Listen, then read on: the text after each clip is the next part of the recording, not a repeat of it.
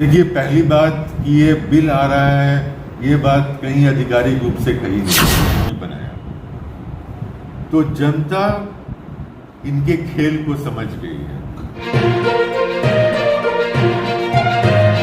मुजफ्फरपुर में पहुंचे तमिलनाडु के पूर्व डीजीपी और राष्ट्रीय जनता दल के राष्ट्रीय प्रवक्ता करुणा सागर ने एनडीए पर जमकर निशाना साधा। उन्होंने कहा कि उनके पास नाम का गठबंधन है, जिसके एक नेता है। हमारे पास कई चॉइस है। मुंबई में हुई तीसरी बैठक के बाद भी इंडिया का अब तक संयोजक नहीं चुने जाने पर बचाव किया है। राजद के राष्ट्रीय प्रवक्ता ने एनडीए के द्वारा one nation one election bill को जल्दबाजी में लाया गया कदम बताया है। इसकी कमेटी में पूर्व राष्ट्रपति को लाए जाने और अध्यक्ष बनाए जाने पर सवाल उठाया। उन्होंने यह भी कहा कि 2024 में लोकसभा के चुनाव को देखते हुए यह बीजेपी का चुनावी एजेंडा है। एक मत सभी दलों को लेकर नहीं की गई है।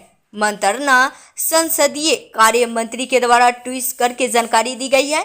संसद में इस बिल को पास कराना बीजेपी के लिए बेहद मुश्किल होगा और यह बिल पास नहीं हो पाएगा।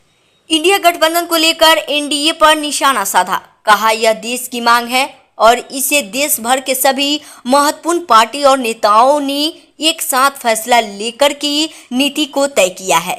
हम इसमें पूरी तरह से कामयाब होंगे और संघीय ढांचे को तोड़ने वाले को बाहर करेंगे। इसके साथ ही कहा कि पहले बीजेपी वाले कांग्रेस मुक्त भारत की बात करती थी, अब विपक्षी एकता से डरकर विपक्ष मुक्त भारत की बात करने लगी है। बीजेपी का यह सपना पूरा नहीं होगा क्योंकि विपक्षी एकता से भाजपा डरी हुई है। देश में लोकतंत्र की संघीय ढांचे को पूरी तरह से आघात पहुंचाने के साथ ही देश में सांप्रदायिक सद्भाव को खराब करने में लगी हुई है। अभिरंजन सिंह, तिरहुत न्यूज, देखिए, पहली बात कि ये बिल आ रहा है, ये बात कहीं आधिकारिक रूप से कही नहीं गई है। कयास अध्यक्ष बना दिए गए जी, एक कमेटी बनी है और देखिए, देश के इतिहास में कितना हास्यास्पद है कि पहली बार एक पूर्व राष्ट्रपति को एक ऐसे कमेटी का अध्यक्ष बनाया गया है जो सरकार के लिए काम करेगी। आज तक भारत के इतिहास में ऐसी घटना नहीं हुई है।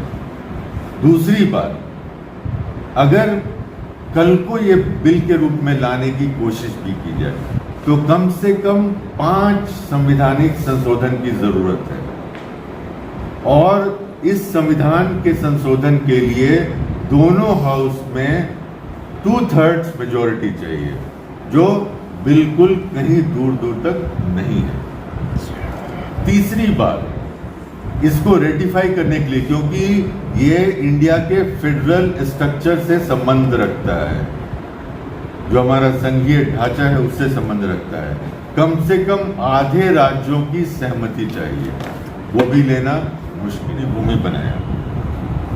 तो जनता इनके खेल को समझ गई है, क्योंकि ये जनता की मांगों को पूरी करने में सक्षम नहीं है, इसलिए ओछी राजनीति की जा रही है और आज जनता ने मन बना लिया है।